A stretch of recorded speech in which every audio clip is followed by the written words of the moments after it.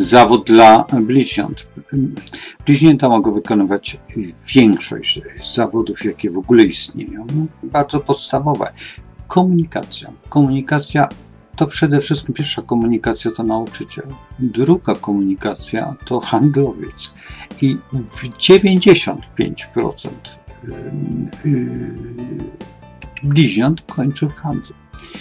Są to handlowcy i obojętnie na jakim stanowisku, czy dyrektora, czy teraz tak, czy firma, jak pójdę od tych najwyższych stanowisk do tych najniższych, będzie mi dużo łatwiej. Na przykład założenie, jeżeli to jest, przypuśćmy, szkoła i dyrektor szkoły, czy na przykład dyrektor katedry, czy profesor katedry.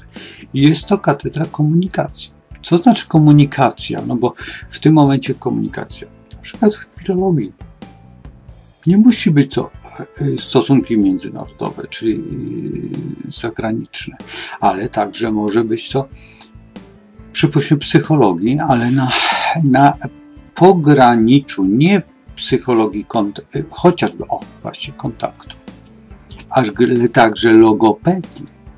To jest wszystko. Na pewno, nie jestem pewien, ale przypuśćmy, język migowy, podejrzewam, że stworzył bliźniak. I każda cywilizacja, nie cywilizacja, tylko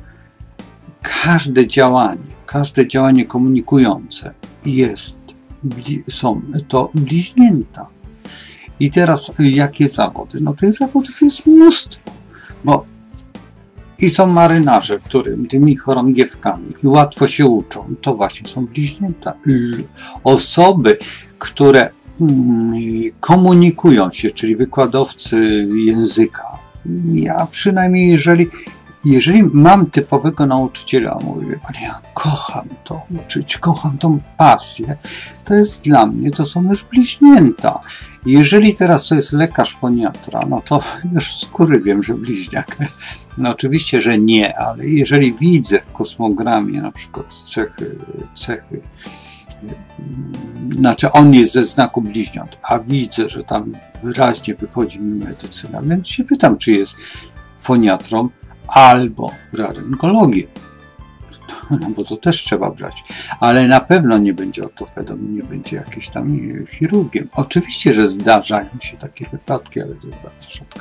Teraz, jeżeli chodzi o handlowców, czyli tych ludzi od sklepu z częściami do samochodów i meblami i z połem, czyli tego sklepu, gdzie kupujemy jajka i sery i chlebek codziennie, to prawie 90% tam osób pracujących to handlowcy i mający Merkurego właśnie, Merkurego i to są bliźnięta.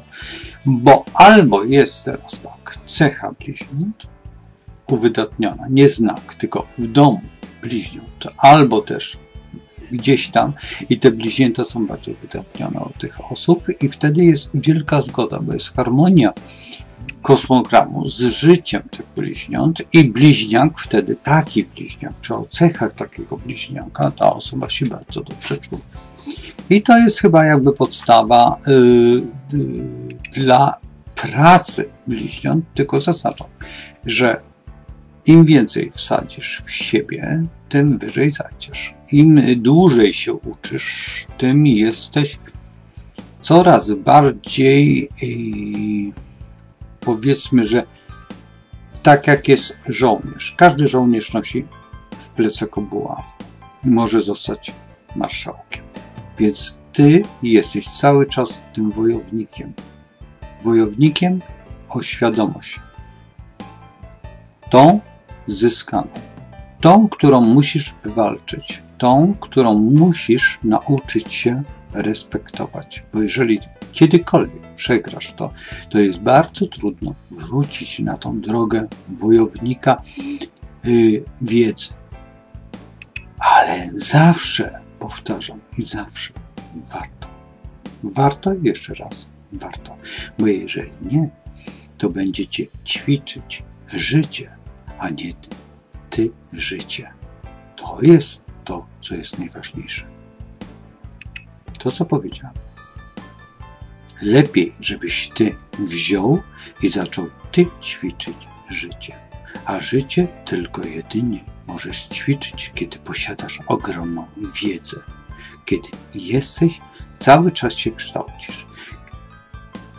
Kiedy kształcisz ty innych, wtedy oni ci zadają pytania, a ty musisz na nie odpowiedzieć. I to jest najtrudniejsza rzecz w życiu. Odpowiedzieć tak, żeby się wszyscy pamiętali i kochali. Bo czasami jak palniesz coś, no nic, muszę skończyć. Zapraszam na dalszy ciąg opowieści o astrologii. Dlaczego palniesz? Bo brak ci wiedzy. Dziękuję. Zapraszam na dalszy ciąg opowieści o bliźniętach.